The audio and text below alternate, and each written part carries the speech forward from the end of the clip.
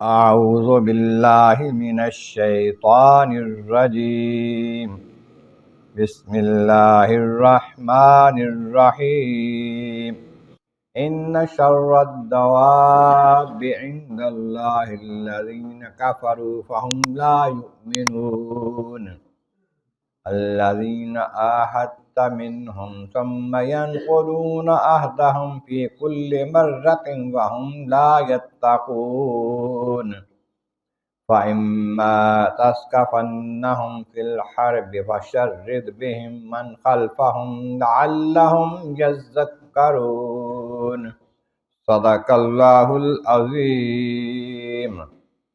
حمد و ثناء رب کریم اور درود و سلام بر سید خیر انام کے بعد سورۃ الانفال کی آیت نمبر 55، 56 اور 57 تلاوت کی گئی ہے، جو 10ویں پارے کے تیسرے رکوع میں ہیں۔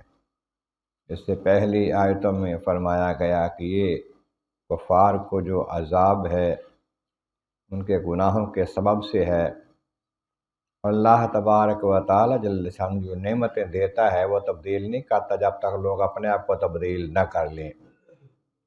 اللہ تعالیٰ سننے جاننے والا ہے۔ اس طرح جیسے کہ پہلے قوم فرعون کو اور اس سے پہلی قوموں کو عذاب دیے گئے ان کی نافرمانیوں پر، اب بھی عذاب آتے ہیں اور آ سکتے ہیں۔ انہوں نے اللہ تعالیٰ کی آیت کو جھٹلایا، اپنے رب کی آیت کو، اور ہم نے انہیں ہلاک کر دیا ان کے گناہوں کے سبب سے۔ قوم فرعون کو غرق کر دیا، پانی میں ڈبو دیا، اور وہ سارے کے سارے جن کو عذاب آئے، جن پر عذاب آئے، وہ ظالم تھے۔ اب فرمایا کہ جو جانور پیدا کیے ہیں ان میں ایک انسان بھی ہے، ان سب جانوروں میں جو بدتر ہے وہ کافر ہے۔ کافر انسانوں سے ہی نہیں، جانوروں سے بھی بدتر ہے۔ جانوروں کو اللہ تعالیٰ نے پیدا کیا ہے، وہ اس کا شکر ادا کرتے ہیں، کفر نہیں کرتے۔ تو انسانوں میں ایسے ہیں جو کفر بھی کرتے ہیں، یعنی اللہ تعالیٰ کا انکار کرتے ہیں، اس کی وحدانیت کا، اس کے ساتھ شریک ٹھہراتے ہیں۔ جانور ایسا کام نہیں کرتے۔ تو یہ جانوروں سے بھی بدتر ہیں، جو کفر پر رہتے ہیں، کفر پر ڈٹے رہتے ہیں۔ ہم لا یؤمنون، ایمان نہیں لاتے۔ ایمان لے آئیں تو کفر کی باتیں معاف ہو جائیں۔ اور پھر ان میں سے اور جو بدتر ہیں، الذین عاہدت منہم، آپ نے ان سے معاہدہ کیا، عہد کیا، لیکن وہ عہد کو توڑ دیتے ہیں، پھر معاہدہ کرتے ہوئے پھر وہ توڑ دیتے ہیں، پھر معاہدہ کرتے ہوئے توڑ دیتے ہیں، اور ڈرتے نہیں ہیں اس بات سے کہ معاہدہ توڑنے کا انجام برا ہوتا ہے، اللہ کی طرف سے سزا بھی مل سکتی ہے، معاشرے میں بھی بدنامی ہوتی ہے، اس بات سے نہیں ڈرتے۔ تو اس کے ضمن میں آتا ہے کہ مدینہ منورہ کے ایک گوشے میں یہودیوں کی آبادی تھی، ان میں تھے بنی قریظہ ایک قبیلہ۔ ان کے ساتھ معاہدہ ہوا اہل اسلام کا، نبی کریم صلی اللہ علیہ وسلم کے ساتھ ان کا معاہدہ ہوا کہ اگر ہمارے اوپر کوئی باہر سے حملہ کرے گا تم ہماری مدد کرو گے، اس کی نہیں کرو گے۔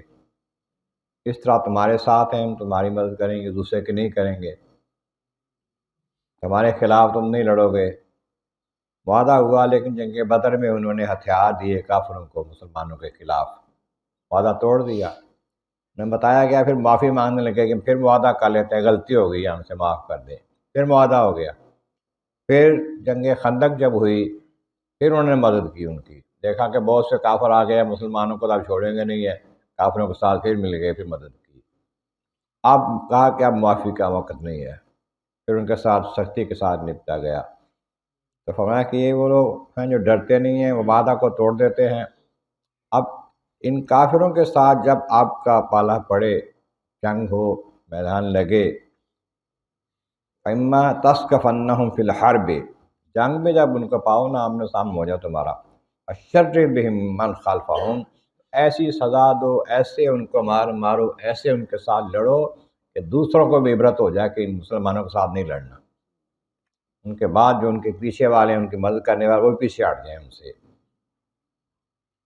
اس لیے لعلہم یذکرون، تاکہ انہیں عبرت حاصل ہو جائے، ان کو سبق مل جائے اس بات کا کہ ہم نے مسلمانوں کے ساتھ نہیں لڑنا، مسلمان جو ہے جذبہ جہاد کے ساتھ لڑتے ہیں، ورنہ یہ جنگ بدر میں دیکھ لیا تھا انہوں نے کہ 313 نہتے مسلمان کمزور مسلمان تھے، انہیں 1000 کا کیا عشر کیا، 70 بندے مار دیے، 70 پکڑ لیے، قید کر لیے، باقی بھاگ گئے سارا کچھ چھوڑ کر، سر پر پیر رکھ کر۔ تو یہ ان کے جہاد، جذبہ جہاد کی، جذبہ شوق اور ایمان کامل کی وجہ سے، یقین کامل کی وجہ سے یہ کامیابی ہوتی ہے، اور کامیابی اللہ تعالیٰ کی طرف سے ہوتی ہے۔